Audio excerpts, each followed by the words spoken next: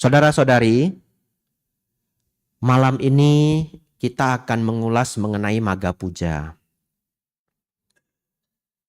Jadi kalau kita mendengarkan Dhamma Desana hari raya besar, kita tidak boleh miss, tidak boleh melewatkan.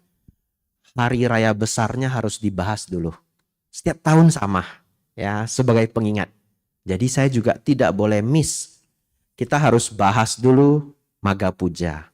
Tapi Bapak Ibu Saudara, setiap tahun saya harus mikir. Jadi setiap ada undangan Asada, undangan Waisak, undangan Maga Puja, sebenarnya saya harus berpikir lebih berat. Kenapa? Karena setiap tahun temanya sama, betul ya? Saya harus mikir, kami yang boikong ya. Ya, apa yang belum dibicarakan? Topiknya sama, tapi ada inspirasi apa yang luar biasa. Oleh karena itu, Bapak Ibu Saudara, setelah saya berpikir 2 hari, ya, saya ketemu satu hal yang sangat luar biasa di peristiwa Maga Puja. Kita coba lihat contekan dulu ya. Maga Puja apa, Bante? Maga Puja itu apa istilahnya? Template-nya ya. Template-nya itu adalah 1250 biku hadir. Tidak diundang. Ya. Ini berapa orang ini? Jisila Pecap. Jisila Pecap. Sapa cep go ya. Ya. Lebih kurang aja biokin ya. Medan lang cia gau sui xiao ya. Nanti enggak percaya, tunggu aja di depan pintu. Hitung satu-satu. 375. Kok bisa pas ya? Ya, mungkin ya. Ya, mungkin. Kalau enggak pas ya, yang hitung-hitung bantu saya lah ya. Ya. Saudara-saudari, 1250 biku hadir tidak diundang. Malam ini kita sudah broadcast ya, panitia bikin poster, di-share kemana-mana, yang datang tidak 1000. Ya, dihitung kasar ya mungkin ya 375 yang tampak ya. Nah, yang tidak tampak lebih banyak lagi. Nah, saudara-saudari, itu artinya tidak gampang mengumpulkan orang sebanyak itu. Template ya, tiap tahun sama. Lanjut. Semuanya arahat. Semuanya arahat. Semuanya lengkap 6 abinya. 6 kemampuan batin yang sakti.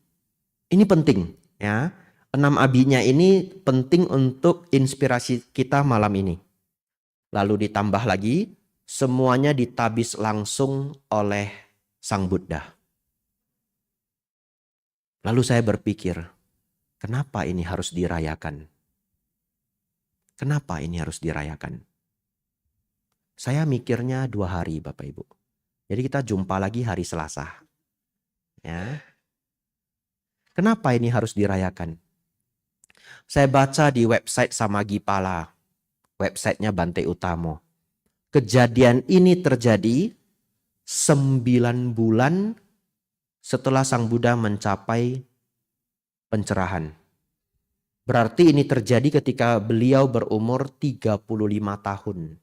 Karena beliau mencapai pencerahan umur 35 tahun. Lebih kurang di umur itu. Kenapa dirayakan? Bapak Ibu Saudara, inilah inspirasi yang sangat luar biasa malam hari ini yang bisa kita petik dari perayaan Maga Puja, yaitu beliau menunjukkan beliau benar-benar seorang sama Sambuddha sejati. Karena apa syarat dari seseorang mencapai kesama Sambuddhaan? Memiliki murid. Betul ya? Memiliki murid.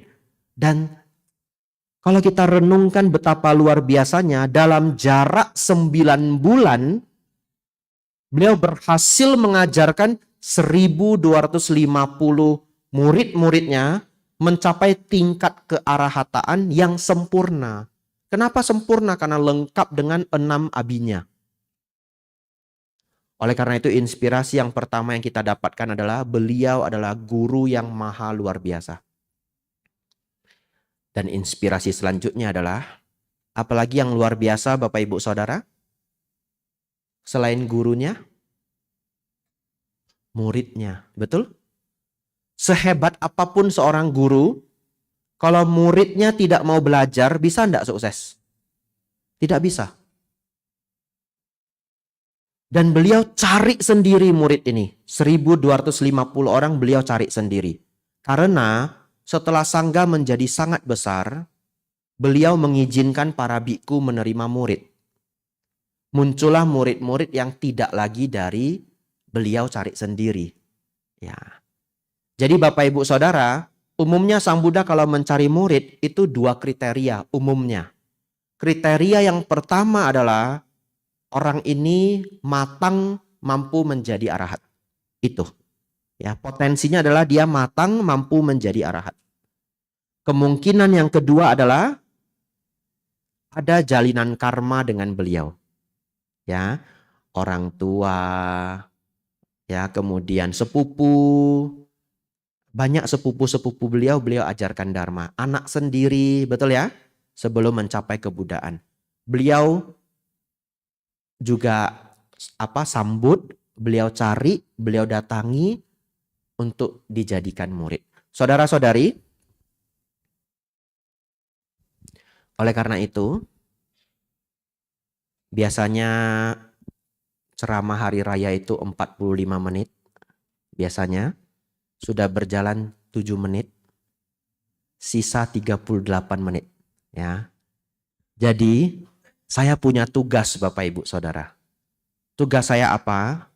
Bagaimana dalam 38 menit ini lebih kurang, satu ruangan ini termasuk saya, kita bisa jadi murid yang unggul. Betul enggak? Ya.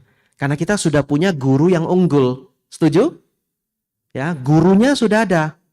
Tinggal PR-nya adalah siapkah Anda menjadi murid yang unggul. Dan kalau kita bisa menjadi murid yang unggul, maka kita akan berhasil. Saya senang mengajar bahasa. Siapa yang ada waktu, ya biasanya para samanera, para biku junior, ingin belajar bahasa Inggris ya. Dan saya masih ada waktu, saya ajarin. Tapi Anda tahu, mencari murid yang mau disiplin sangat sulit. Sangat sulit. Ya, dari sekian banyak yang saya ajarkan, akhirnya yang sukses cuma 2. Gurunya akhirnya dipecat. Ya, yang sukses cuma 2, ya gurunya dipecat ya. Tapi kenapa bisa begitu, Bante?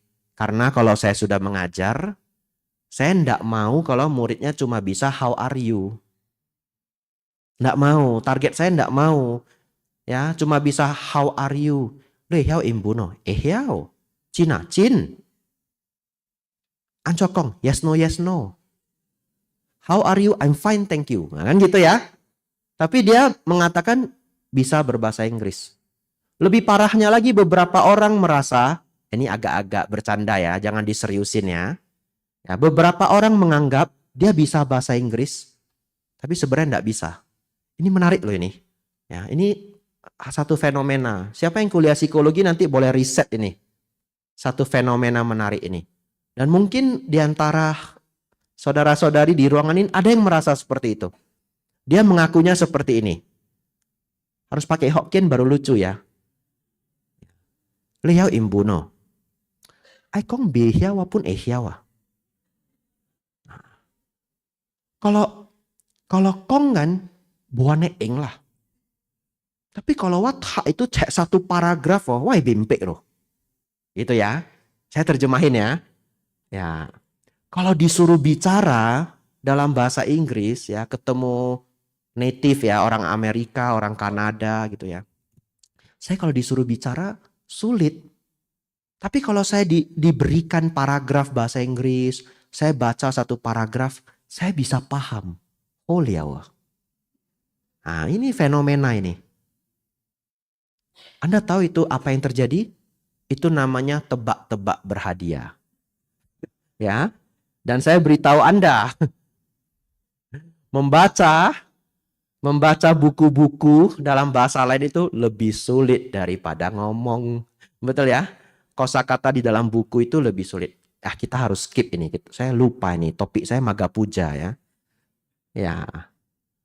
Tapi yang mau saya sampaikan adalah karena target saya tinggi, kalau mau belajar itu harus sampai lihai, akhirnya tidak gampang mendapatkan murid. Saya pikir Dharma juga bukan hal yang mudah. Betul ya? Dharma juga bukan hal yang mudah. Sampai-sampai ketika Sang Buddha ketika baru mau start mengajar, beliau sempat berpikir, apakah para makhluk, apakah para manusia ini mampu memahami Dhamma? Betul? Lalu turunlah seorang Brahma Sampati, ya, melafalkan permintaan yang tadi Bapak Ibu Saudara sampaikan, yang di dalamnya itu memberitahu beliau, Bante, ada orang dengan sedikit debu di mata mereka bisa memahami Dhamma. Ajarkanlah. Dan ternyata setelah beliau sukses, benar. Ada yang mampu mencapai tingkat tertinggi, walaupun tidak gampang. Walaupun penuh perjuangan. Pertanyaan saya, ada berapakah jumlah orang yang debunya sedikit pada malam hari ini? Ada berapa? 375. Begitu ya? Ya, hitung kasar. Loh, kenapa Bante yakin kami semua matanya debunya sedikit? Karena tidak gampang loh orang mau datang ke wihara, dengar Dharma. Betul ya? Jauh lagi kalau yang dari Medan ke sini 45 menit. Atau mungkin lebih.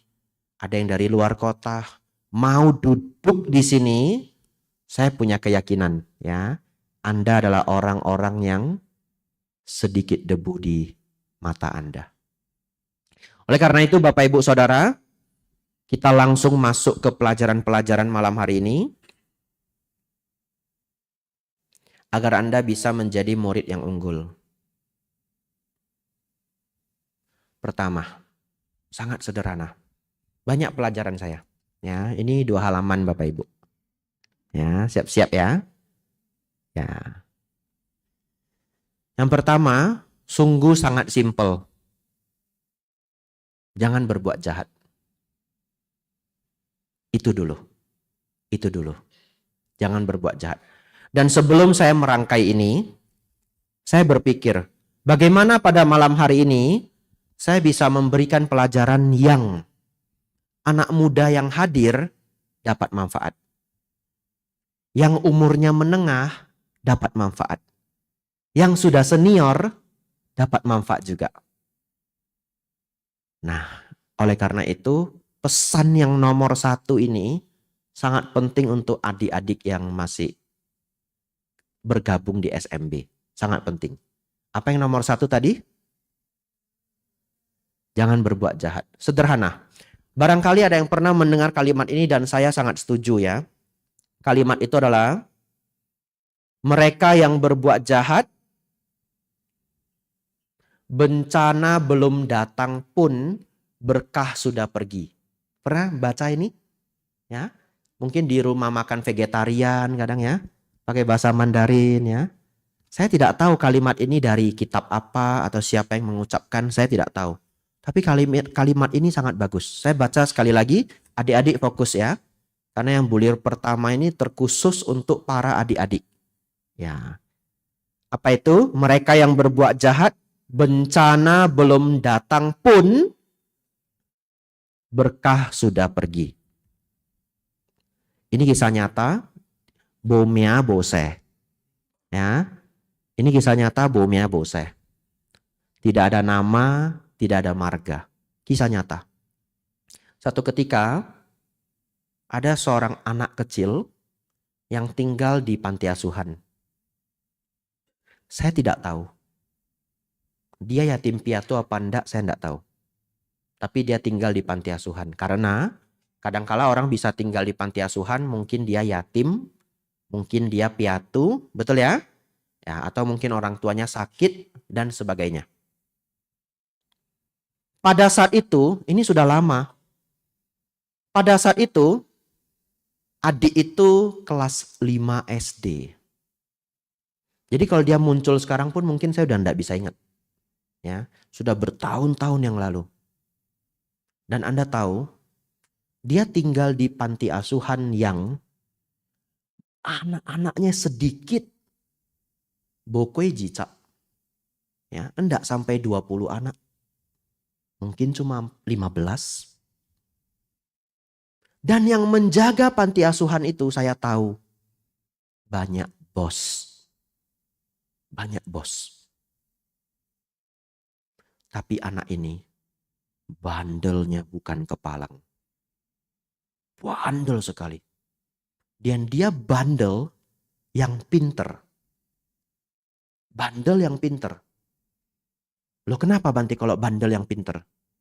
Orang bandel pinter sangat susah diubah. Karena dia pede. Betul ya? Karena dia pede. Dia merasa dirinya benar.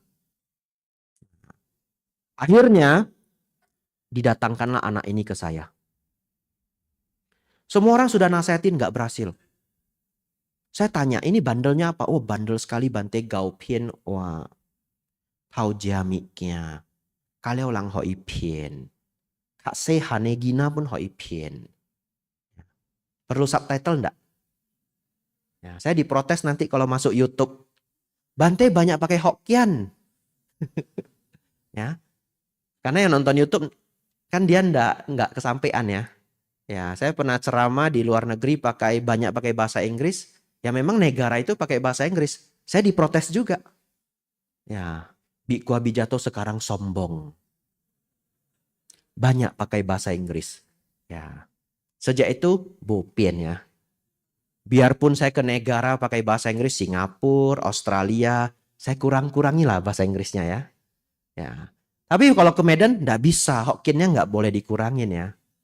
Itu udah pakem itu. Ya. Jadi yang nonton di YouTube nanti rekaman entah tahun depan, entah 2 tahun lagi, bersyukurlah ini tidak semua pakai Hokkien ya.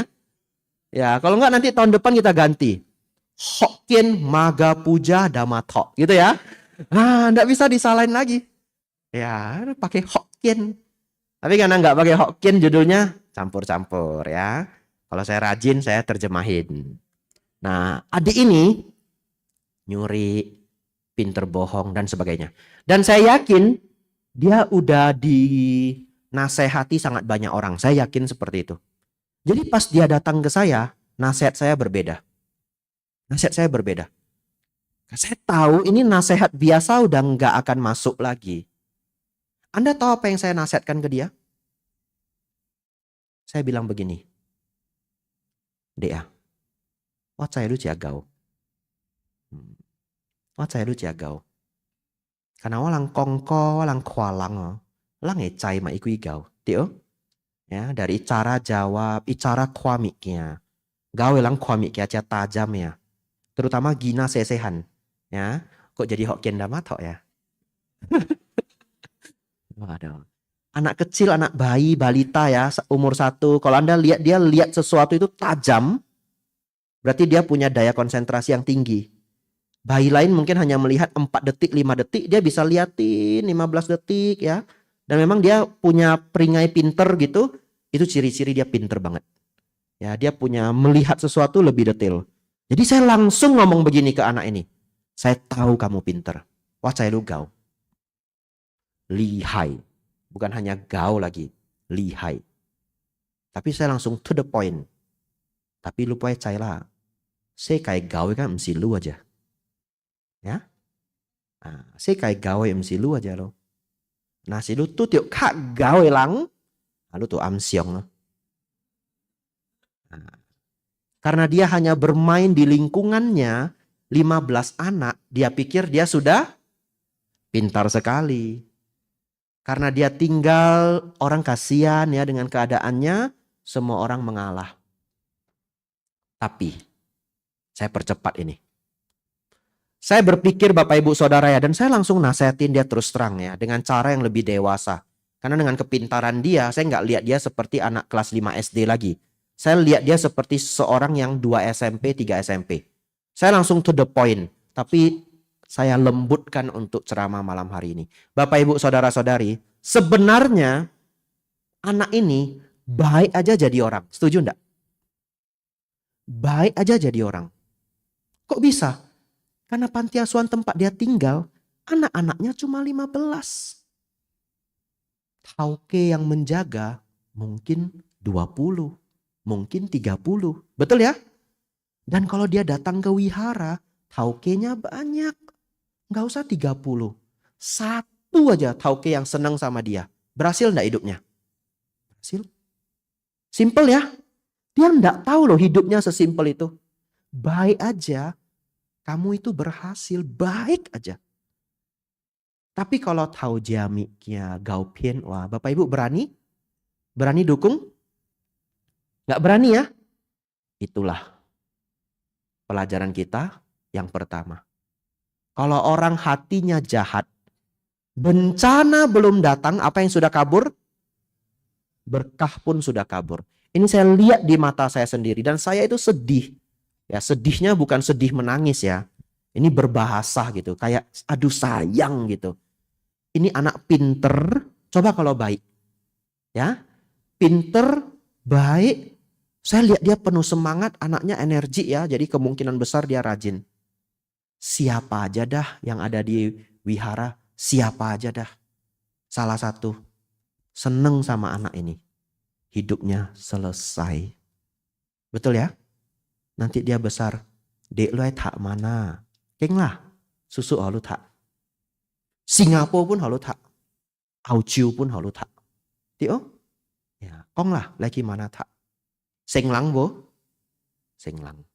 Semoga adik-adik yang hadir hari ini pesan untuk semuanya. Anda jangan berbuat jahat. Lanjut nomor 2.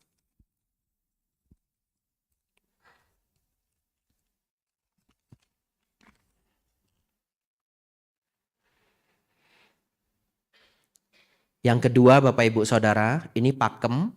Setiap maga puja harus dibahas ya. Janganlah berbuat jahat, perbanyak perbuatan baik. Sucikan hati dan pikiran. Itulah ajaran semua Buddha. Bapak Ibu Saudara. Baik. Saya cepat aja. Ya, cepat aja. Satu ketika saya membaca sutanya pendek, Anguttara Nikaya, dan saya sangat terkejut. Ya, ada satu kata, kita seperti ngerti, tapi kalau ditanyain kita bingung. Siap-siap ya. Kita seperti ngerti, tapi kalau ditanyain bingung. Apa itu? Bijaksana. Coba dalam hati Bapak Ibu masing-masing, nggak usah diucapkan. Apa arti bijaksana? Coba. Ada yang jawab pinter ada dalam hati? Ada ya, ada beberapa ngangguk. Ada yang jawab pinter. Maka jawabannya, ada nggak orang pinter tapi nggak bijaksana? Ada, berarti bukan pinter. Ah, pikir lagi. Ya. Apa kata bijaksana itu kalau mau diterjemahkan? Apa?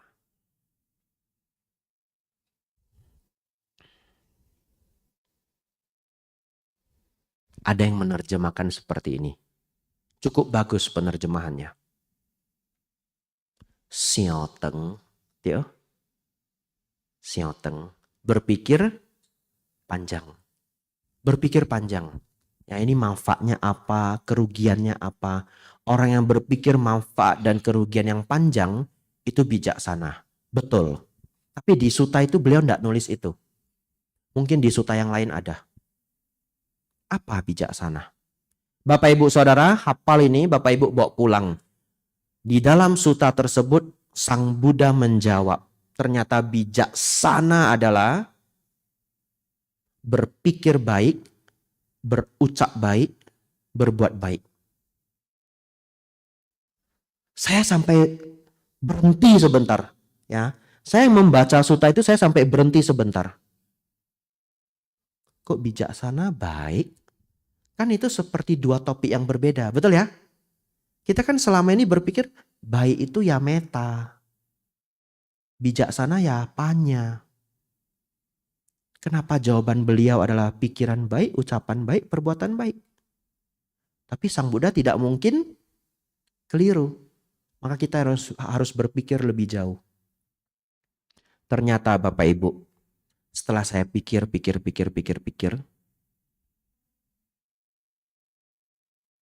bagaimanapun, kalau kita berucap salah, bijaksana enggak? Enggak.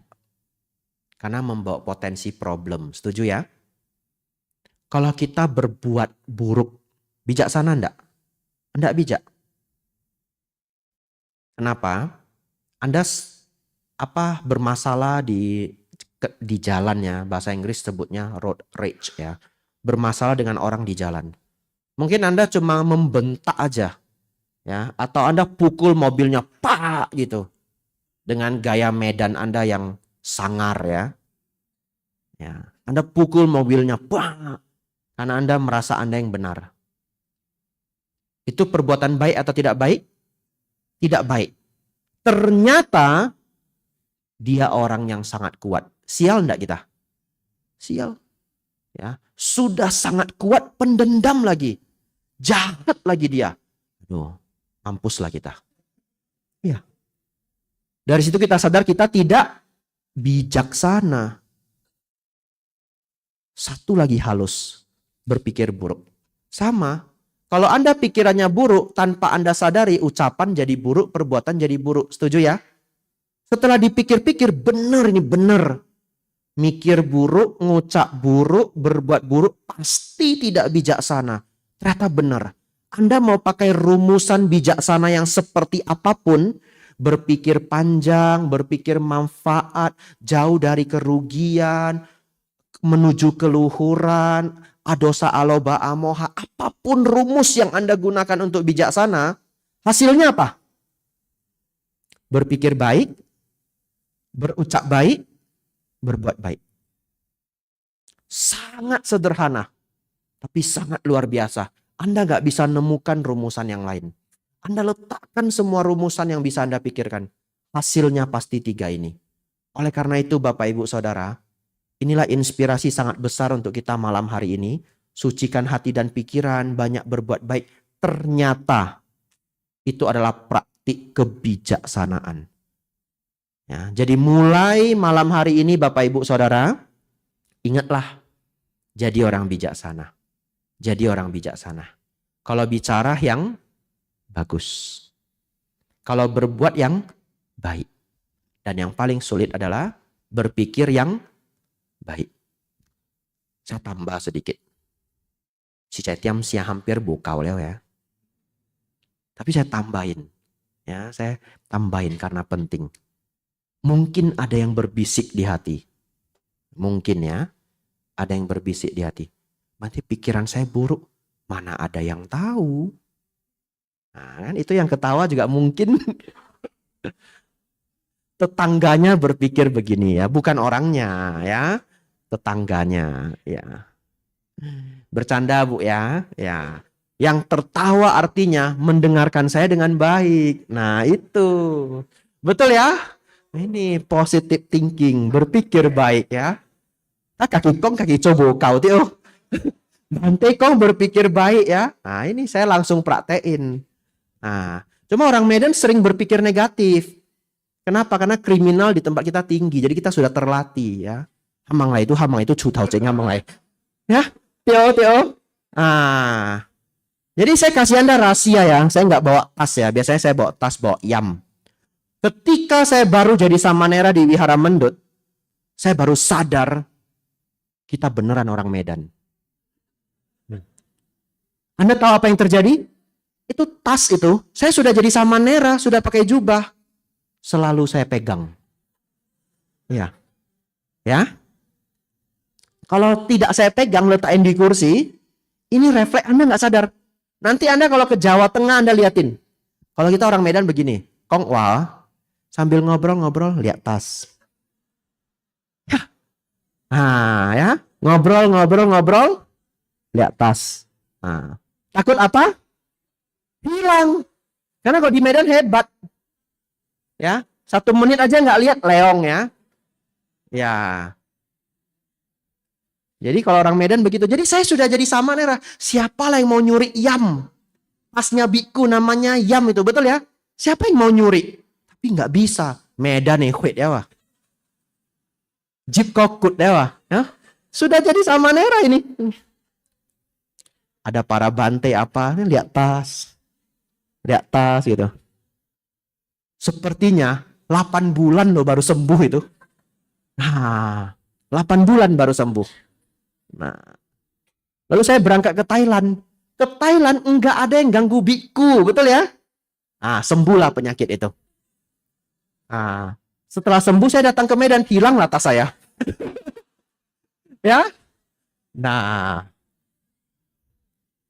lebih gawat lagi, sebelum saya jadi Samanera, masih umat, saya masih sempat jalan-jalan ke Malioboro. Udah tiba di Jogja toh? Ya, sama teman Medan 2 orang ya, kami bertiga. Saya masih sempat ke Malioboro. Saya jalan-jalan ke mall. Anda terkejut. Mallnya enggak ada rantai pagarnya. Ya, deket rumah saya dulu masih ada supermarket kecil, Asia Megamas. Ya. Iya. Kasirnya semua dirantai, betul?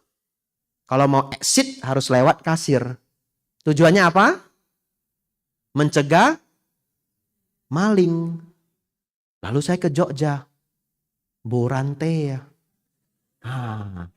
Exitnya banyak. Jeep tinggal cutnya. Nah, mereka enggak tahu. Kalau maling profesional Medan datang. Ya.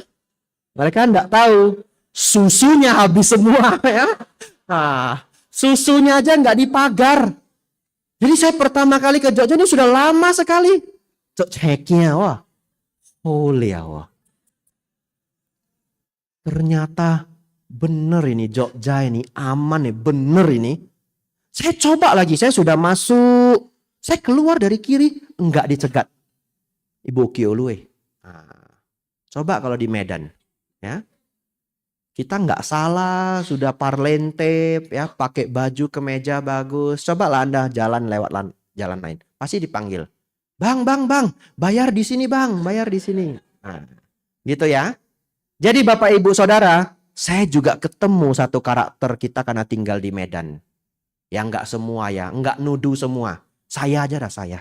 Saya berkorban saya. Nah, kita lebih cenderung berpikir negatif. Sangat. Kenapa? Karena tempat kita banyak yang enggak baik. Tapi ternyata ketika kita di luar sana, enggak semua orang seperti itu loh. Enggak semua orang seperti itu. Oleh karena itu malam ini, saya mau mencoba menyembuhkan penyakit ini bagi penderitanya. Kan enggak harus semua. Ya. Bagi penderitanya. Tolong ya, jangan semua dipikir buruk. Orang baik sama kita ya. Dia bawa spekok, bawa kue lapis. Pasti ai miknya. Goninya bu hoa kue ya. Bu kolengnya. Anu kuanya. Lu kuanya. Nah itu. Itu orang Medan itu. Nah, ini ketawa berarti approve ya. Setuju ya? Nah, padahal apa salahnya lah dia sudah 5 tahun enggak bawa parcel, betul enggak? Kan namanya orang temennya banyak, bisa lupa. Atau selama COVID ekonomi dia sulit, boleh ya? Ya tahun ini bagus, dia tahun kuda, dia semangat datang dia bawa hampers ya. Lu kualo goni dia bawa. Itu orang Medan. Ya, buang penyakit itu ya. Ya, lalu bagaimana Bante? Kamsia ya. Wah, hari ini saya hokinya banyak. Temen yang udah lama ndak ngasih hampers tiba-tiba ngasih hampers. Semoga dia banyak rezeki. Happy ndak kalau begitu? Happy ya? Tapi saya tidak minta Anda buang semua sifat negatif itu. Enggak. Kalau yang berbahaya tetap harus dijaga. Sudah jam 10 malam ada orang pakai jaket hitam ya. Tunggu di depan rumah. Anda jangan pakai ilmu ini. Bante Kong kan. Main negatif thinking ya. Nah, ya. Lalu orang tuanya bilang, "Be, amla lu mai cut itu mencau hama itu."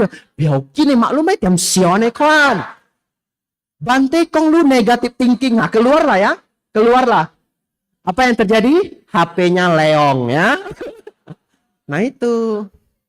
Jadi pakai jurusnya bagus-bagus. Kalau yang berbahaya dipakai. Tapi kalau orang baik sama kita, jangan semua dipukul rata. Ini pasti ada maunya. Ini pasti ada maunya. Kok Bante tahu lah, saya kan orang Medan. Ya, cuma saya sudah sembuh. Sebagian ya. Iya. Sembuh sebagian. Kadang-kadang keluar juga. Negatif thinkingnya tetap keluar ya. Karena lahir di sini. Nah, tapi ada baiknya. Itu melindungi Anda ya. Tapi jangan kebangetan. Ini percaya saya ya, orang Medan kemanapun sukses. Iya loh. Orang Medan kemanapun sukses. Karena kita kuat. Ya. Nah, lanjut. Habis topiknya ya. Padahal nggak ada di sini tema. Karakter orang Medan nggak ada ya. Beneran. Saya tulis di sini sabar, nibana, tidak menyakiti. Ya. Tapi ternyata lebih seru bahas orang Medan ya. Bapak Ibu Saudara, tahun ini tahun yang sangat luar biasa. Tahun yang sangat luar biasa. Nanti Anda ikutin ya. Saya tidak aktif di medsos, jadi saya tidak begitu ngikutin. Saya tidak tahu berita-beritanya. Saya tidak ada medsos Bapak Ibu ya. Instagram bukan saya yang pegang. Ada umat yang chat saya, "Bante boleh ndak saya buat Instagram atas nama Bante? Ya, kasih berita-berita apa?" Ya boleh. Jadi dia tulis itu di deskripsi ya. Tidak dikelola oleh Biku Abijato. Jadi kalau Anda mau, apa istilahnya kalau di Instagram? Subscribe ya atau apa? Follow ya. Anda mau follow boleh. Karena nanti kalau ada acara apa dia post. Ada acara apa dia post ya. Ada sedikit kemungkinan saya bisa tiba-tiba bikin misalkan pelajaran suta via Zoom gitu ya. Ya, jadi tiba-tiba dia post di sana Anda bisa ikutin ya. Atau nanti saya juga akan post di status WhatsApp saya. Entah orang Medan, orang Perbaungan. 3 orang aja nampak cukup kok. Nanti dia kasih tahu temennya. Ada sedikit kemungkinan ya. Tidak janji dulu ya. Ya karena saya punya prinsip kalau senang jangan berjanji. Ini siohwahi lah tuh tiuk. Perbaungan ya lang loh. Nah, nanti kalau janji jadi utang saya. Bapak Ibu Saudara, yang pertama. Tahun ini perayaan 50 tahun Sangga. Ya. 50 tahun Sangga itu peristiwa besar yang pertama. Ada Bu Dokter yang urus juga ya. Nanti tanya Bu Dokter ya. Lalu guru saya Bante Panyawaro juga masuk 50 wasa. Ya. Tidak tahu nanti apa ada event atau ada dhamma kelas apa saya tidak tahu. Ini hanya memberitahu saja. Kebetulan juga Wihara Mendut tempat saya tinggal juga 50 tahun ulang tahun. Jadi tahun ini sangat banyak peristiwa penting. Saya mau nebeng juga kalau boleh ya. Ya, tahun ini saya dan Bante Ratana Jayo masuk Tera. Ya. Tapi saya mau disclaimer. Sebelum salah paham. Kenapa Bante kalau Tera? Ya enggak apa-apa, kasih tahu aja. Saya nggak bikin event ya.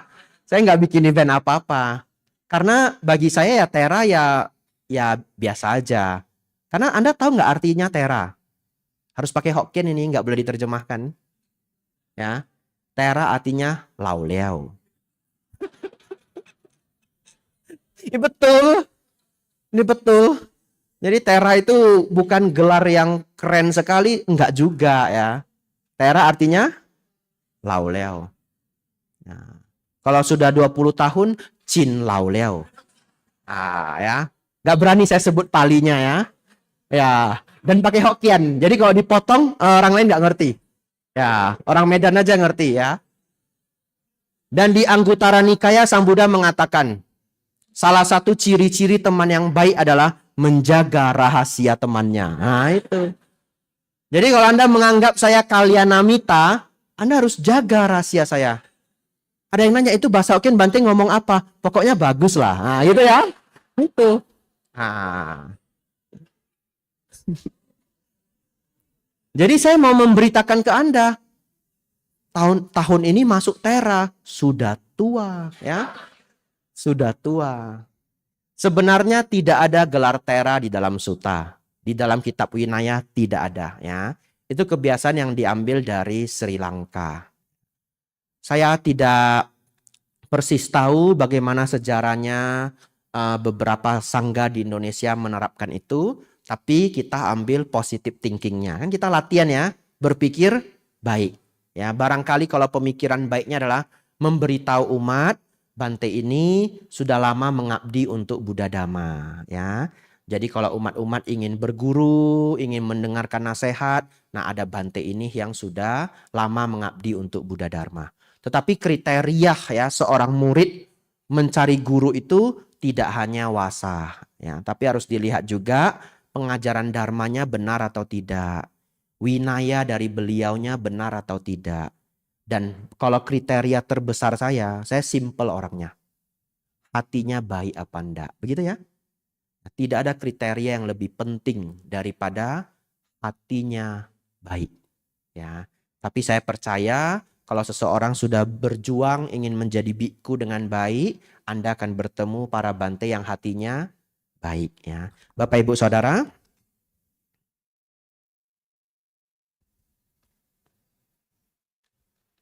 ternyata waktu kita sudah mau habis ya. Kalau gitu jangan lihat jam lagi.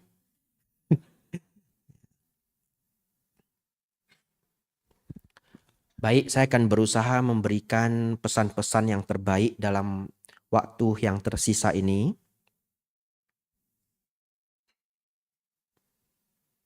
Saya sedang berpikir bagaimana memadatkan semua ini.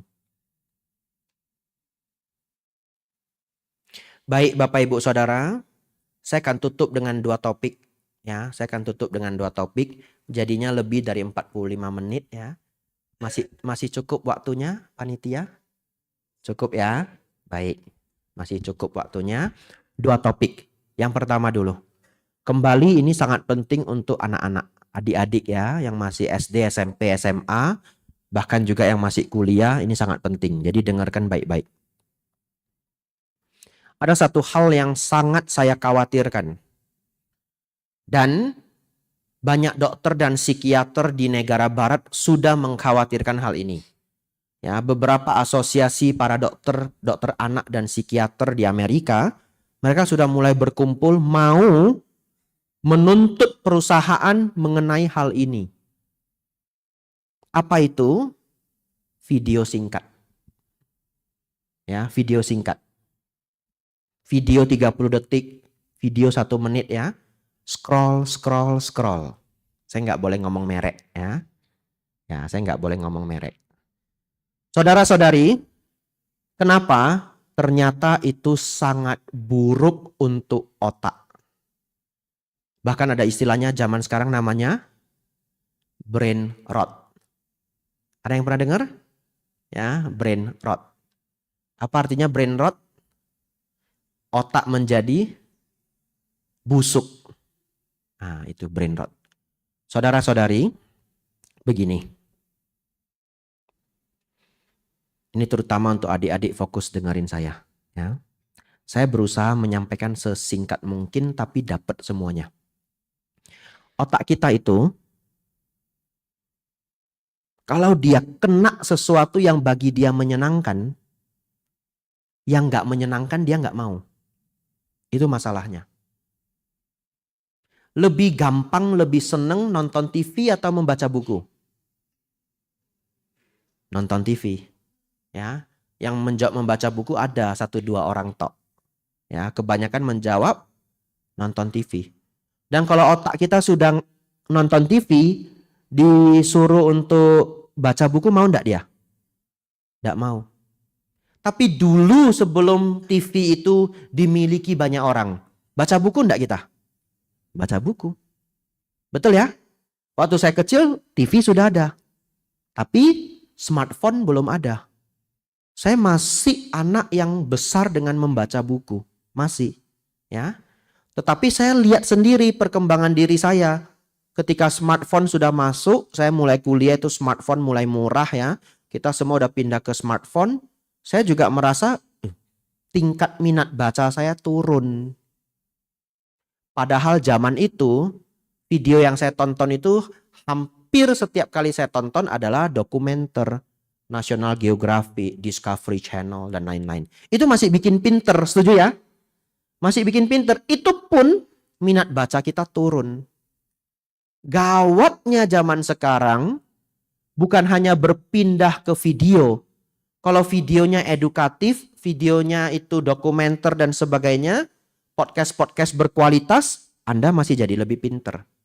Lebih parahnya lagi, diciptakanlah video singkat yang hampir tidak ada manfaatnya, ya. Mungkin yang dilihat kucing, ya, anjing-anjing yang lucu, dan tak apa algoritma yang Anda punya di handphone Anda masing-masing. Dan sangat mengerikan ya. Scroll, 1 jam lewat. Scroll 2 jam lewat. Dan itu enggak apa-apa. Belum. Maksudnya enggak apa-apa itu belum saya ceritain yang gawat. Yang gawat itu 2. Gawat yang pertama adalah span attention kita drop. Apa itu span attention? Kemampuan berkonsentrasi. Turun. Karena kenapa? Kebiasaan mendapatkan dopamin tingkat tinggi dan gampang sekali didapat. Akhirnya disuruh baca buku, nonton video bermanfaat ceramah dharma misalkan 1 jam, baru 5 menit sudah bosan. Ya, karena otaknya terbiasa dengan yang dia mau, yang gampang, yang lebih menyenangkan, yang dopaminnya itu lebih banyak. Ini keywordnya, saya nggak jelaskan. Jadi kalau Anda senang nanti pulang Anda cari sendiri apa itu dopamin, brain dopamine system dan sebagainya. Ada bukunya, belum saya baca juga, judulnya Dopamine Nation bagi yang tertarik. Ya, tapi saya sudah dengerin penulis buku Dopamine Nation ngomong tentang hal ini, 1 jam saya dengerin gitu. Lanjut. Nomor 2. Ini fokus ya. Ini tidak hanya anak-anak kalau yang nomor 2. Yang nomor 2 semuanya. Kenapa yang nomor 1 cuma anak-anak Bante? Kalau yang sudah sepuh, bahasa palinya, oh jangan ya. Ya. Kalau yang sudah sepuh enggak apa-apa. Silakanlah relax, betul ya? Tapi kalau anak-anak dia scroll, dia nggak belajar. Ya, nanti masa emas dia untuk berkembang jadi tidak berkembang. Tapi kalau sudah umur gocak ke atas ya mau relax ya, nonton lebih banyak ya saya pikir ya enggak apa-apa lah. Dan kalau untuk umur yang lainnya Anda jagalah jangan sampai kebanyakan. Dan saya kasih tahu kalau yang nomor 2 ini akan menggerogoti semuanya.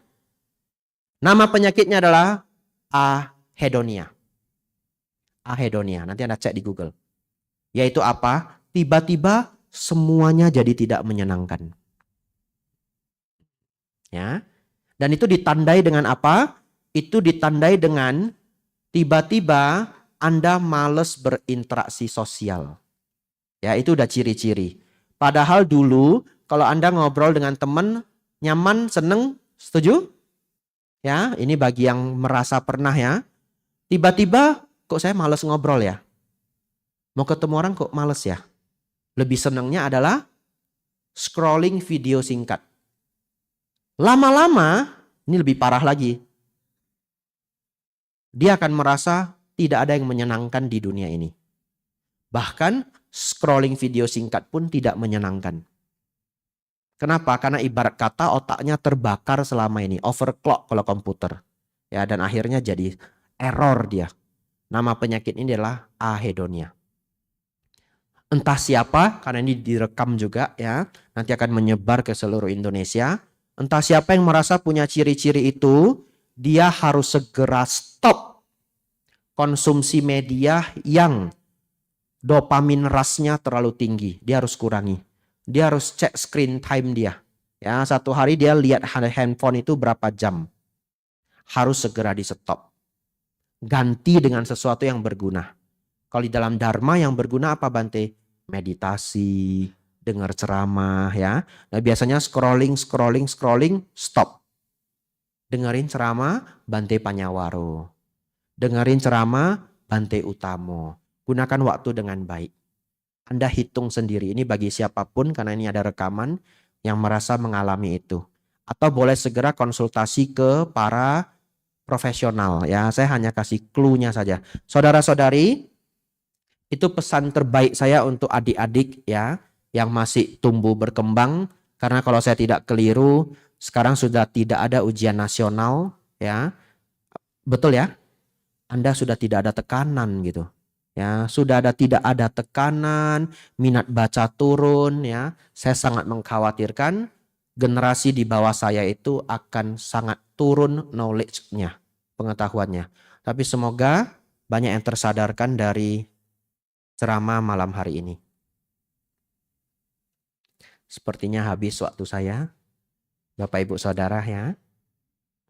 Saya tutup aja. Mau tambah? Masih kuat ya? 10 menit ya? Ada yang nggak mau jawab juga? Baik. Bapak Ibu Saudara, 10 menit. Ini beneran saya liatin jamnya ya. Ya, supaya fair ya. Ada yang sudah agak capek juga, ada yang masih sangat semangat. Ya, liatin tasnya ya kalau orang Medan ya. Ya, Anda cek dulu tas Anda masih aman enggak? Ini wihara Bante, aman Bante. Wihara itu tas enggak hilang ya. Yang hilang sandal ya. Ya, jadi dan yang ambil bukan orang wihara. Jadi saya tidak menuduh orang wihara. Orang wihara bagaimana ngambil? Kita di satu ruangan bareng. Betul ya? Karena yang ngambil orang luar gitu. Ya, jadi kalau datang ke wihara pakai swallow saja, swallow ya. Ya. Baik. Saya akan tutup dengan dana sila samadhi panya, template juga. Tapi saya akan memberi inspirasi yang sangat berguna. Saudara-saudari, praktik dalam ajaran Buddha kalau mau disingkat menjadi 4 adalah dana, sila, samadhi, panya. Dana jangan diartikan uang. Ya, dana diartikan uang itu adalah bahasa Indonesia. Dana dalam bahasa Pali artinya pemberian. Pemberian. Pemberian itu luas ya. Bisa pemberian materi, pemberian nasihat, pemberian dharma, pemberian semangat ya. Uang termasuk di dalamnya ya. Kalau enggak saya takut juga umat salah paham. Kata Bante, latihan dana itu bukan uang. Lalu enggak jadi-jadi wihara ini ya. Anda lihat wihara ini belum jadi ya. Jadi saya ceramah harus hati-hati gitu.